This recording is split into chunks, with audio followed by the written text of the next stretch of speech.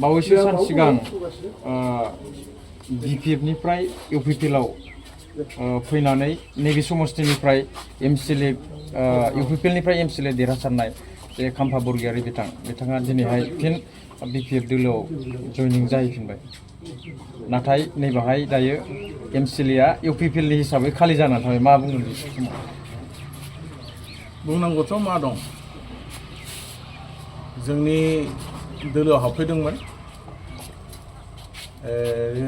दोलोआव हाबफैनाय हिसाबै जोंनि इउपिपिएलआव हाबफैनाय हिसाबै मोनसे सन्मान होदोंमोन, बेनो मोनसे जायगा होदोंमोन, समस्तिबो हगारनानै होदोंमोन आरो जों बिराद खस्थ' खालामनानै बिथांखौ देरहाहोदों।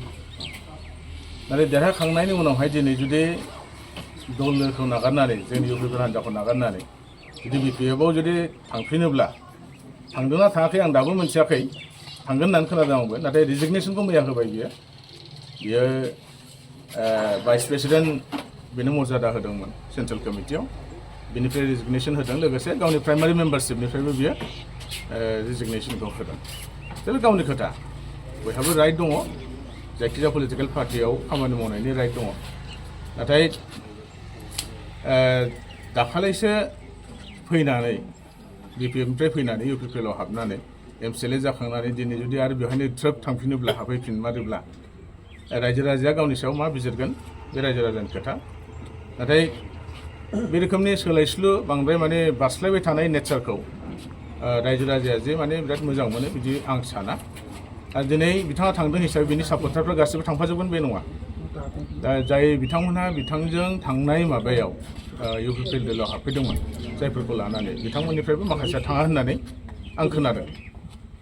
आरो बिथांजों जे रायजो राजाया जे माने थांगोन, जायफोरनाखि भट होदोंमोन थांनाय एमसिएलए बिसायख'थियाव, जोंनि बिटिसिनि बिसायख'थियाव, दा बिथांमोनहा जे बिथांजों थांफागोन बेखौ जों मालाबाबो साना। आरो बिदि सोलायस्लु आखुनि मानसिखौ रायजो राजाया जे सापर्ट खालामबाय थागोन, मदद खालामबाय थागोन, बे माब्लाबाबो जाया होननानै आं सानो। एमसिएलए हिसाबै बिथाङा जे बिपिएफआव जयेन जाहैफिनबाय, दा बे हिसाबै नैबेहाय एमसिएलए गैला हिसाबै एसे दुरबल जागोन नामा इउपिपिएलआ? एमसिएलए गैयै बिदिथ' जानाय नङा, एमसिएलए थागोन, नाथाय बिथाङा थागोन एमसिएलए, नाथाय बिपिएफनि एमसिएलए जाहैगोन आरो जों देरहाहोहरदों, नाथाय बिपिएफनि एमसिएलए जानानै थाहैगोन। आरो बे दुरबल जानायनि खोथा गैया, हानजाया जोंना जेरै दङ गोख्रोङैनो दङ। आरो जोंनि इउपिपिएल हानजायानो बिथांखौ थांनाय बिसायख'थियाव हाग्रामाजों जुजिनानै आरो लोगोसे हाग्रामाजों लोगोसे सांग्रांनि जेनाखि टिम, बिथांमोनजों जुजिनानै जों बिथांमोनखौ देरहाहोदोंमोन। आरो बे गोहोआ दाबो दं जोंना, आरो बे खामानि मावलांगोन। फैगौ समाव बिनि फिननायखौ बिथाङा मोजाङैनो मोनगोन। इउपिपिएलआव फैदोंमोन, एमसिएलए जाफैदोंमोन, नाथाय बिथाङा फिन बिपिएफआव थांफिनबाय। मा बुङो बे समाव? जोंबो खोनादों, खिन्थु ससियेल मिडियानि गेजेरजों नुबायबो जे बिथाङा रेजिगनेसन होनाय, आरो दिनै खुब सम्भब काजलगावनि बबेबा मोनसे हाबाफारियाव जयनिं जागोन होननानै खोनादों भार्बेलि, खिन्थु बिथं नङा।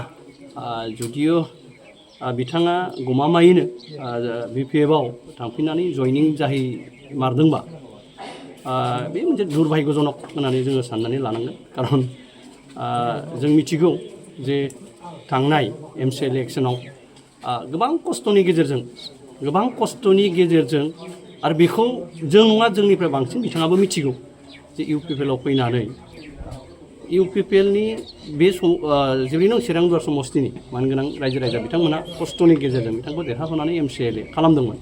दा दिनै बिथाङा गावनि बेक्तिगत जा बा मा जा बेखौ जों मिथिया, जुदि बिथाङा जयनिं जाहैमारदोंब्ला बियो दुर्भाग्यजनक। दा खिन्थु बेखौबो जों बुंनो लुगैयो जे दिनै सोरबा जुदि लिडारा जे आंजों लोगोसे गोबां रायजो राजा दङ बा आंनो बिराद प्रभाबशालि जुदि बेबायदि साननानै लादोंबा बियो खुब भुल जागोन होननानै आं सानो। मानोना बिनि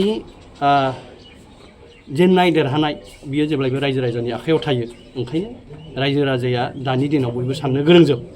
बेनिखायनो रायजो राजाया निस्सय बिनि बिसारखौ भबिष्यतआव खालामगोन।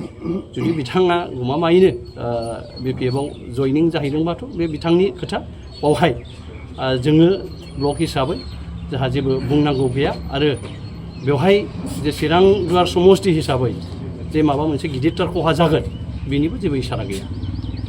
फारि लादोंमोन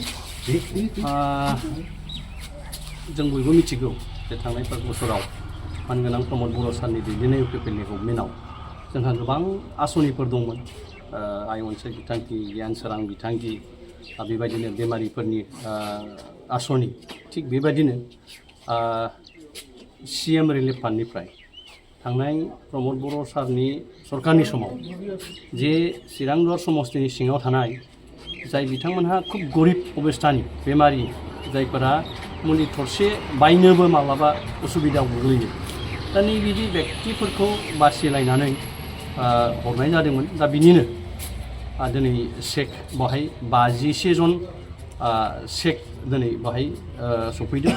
दा बेखौनो मानगोनां रायजो सभानि MP मुस्रि रोंगोरा नार्जारि सारनि आशीर्बादावनो बियो मोनदों। दा बेनिखायनो आं दिनै गिबियाव सारखौबो धन्यबाद होगोन आरो बे सारनि नुजाथिनायावनो दिनै बै गरिब दुखिया न'खरफोरनो चेक होनायनि मोनसे हाबाफारि बेवहाय लादों।